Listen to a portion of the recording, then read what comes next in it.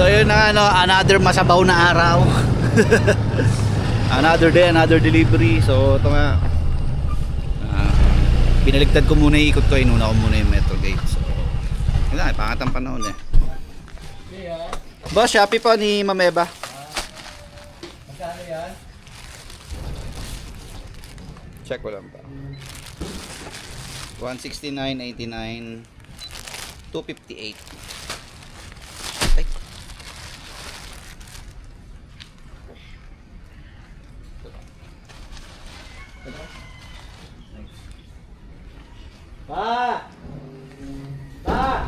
So pagka mga ganitong panahon, wag niyong iiwan yung mga kapote nyo, no? Tsaka napakagandang gamitin talaga ng ganitong panahon yung mga sako bag ko, waterproof. Lintik na yan, bagong lipat ata. Alam ko, na-deliveran mo na yung dati eh. 4 ang parcel eh. Wala lumalabas sa bahay, hindi nagre-reply sa text, hindi sumasagot ng tawag. Aray ka. Ang hassle, grabe. Tempo pa kung kailan maulan eh. Saka puno kagad yung top box ko ng balik. Kaazar.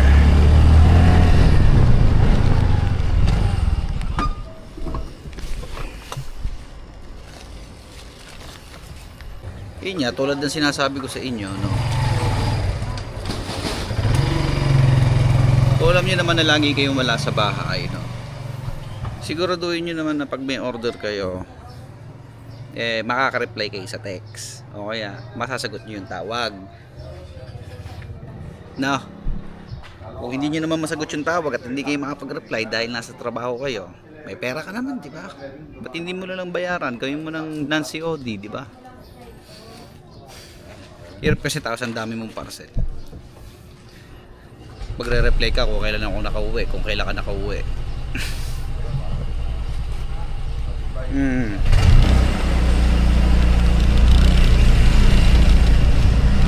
Awawa. Pag hindi na-deliver, magagalit kayo, no? Putas ko ano sasabihin nyo. Sasabihin nyo pa, kuya, taga-deliver ka lang, trabaho mo yan, i-deliver mo sa akin. Kung ayaw mo, i-report kita. Yes, totoo naman yun, trabaho namin yan, i-deliver yan, kaya nga delivery rider kami. Pero namin pa i-deliver kung wala ka naman.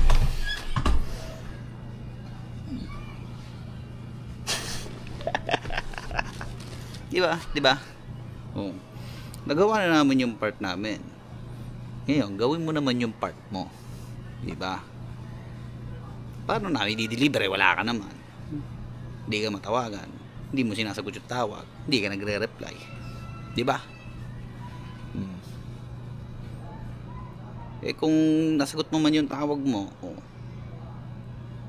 kung nag-reply ka sa text, edi sana nagawa ng paraan. Hindi yung ngangaw ko dyan. Loko ka. Ngayon kasi ganito yon guys, no? Madali lang naman sabihin kung sino yung may pagkukulang no? Kung delivery rider o yung customer, no? So ito yung mga dapat mong i-check. So number 1, nagpunta ba yung delivery rider do sa address?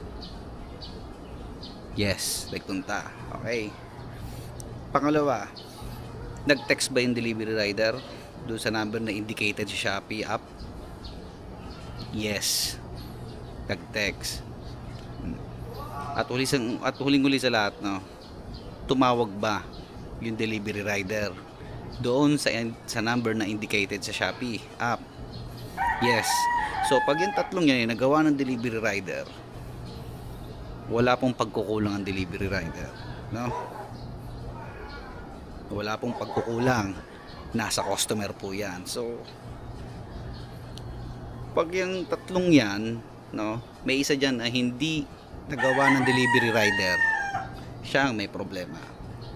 So sabihin natin na hindi nag-text pero tumatawag siya, syempre hindi mo alam kung sino, hindi mo sinasagot, o may pagkukulang na agad yung delivery rider. So hindi naman talaga nagpunta yung delivery rider sa area, dun sa address, pero meron siyang text at tawag, o pagkukulang pala ng delivery rider yon kasi hindi naman siya nagpunta doon sa actual na address. O yun, nagpunta yung delivery rider sa address, nag-text, pero yung cellphone ng customer hindi hawak, hindi tumawag. So pagkukulang ulit ng delivery rider yon kasi kung tumawag siya, magre-ring yung cellphone, so nasagot sana, di ba?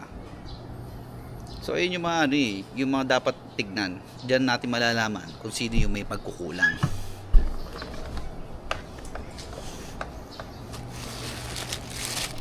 Ngayon,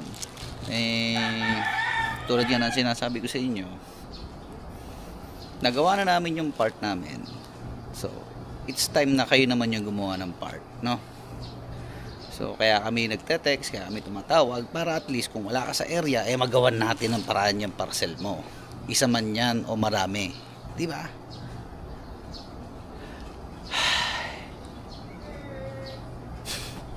Deliver mo na.